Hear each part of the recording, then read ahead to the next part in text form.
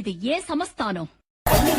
பொறி பறக்குது கைகளும் கால்களும் துடி துடிக்குது மக்களும் வசிக்கிறாங்க கொள்ளுல நேரம் வந்தாச்சு வானமும் பூமியும் நடு நடுந்தது வங்க கடல் போல காத்து உருமுது சிங்க நடையுடன் சிங்காரி ரூபத்தில் செவச்சிட வந்தாச்சு இரவையிலும் கலந்து போகும் செவக்கு இவ கண்ண பார்த்து அத்தனை திசையில் அதிர்ந்து போகும் அடடா இவ வேக பார்த்து உயிர நதிகள் ஓட ஓட உடல்ல இவ பிடிக்க போற உலக காலா பயங்கரத்தை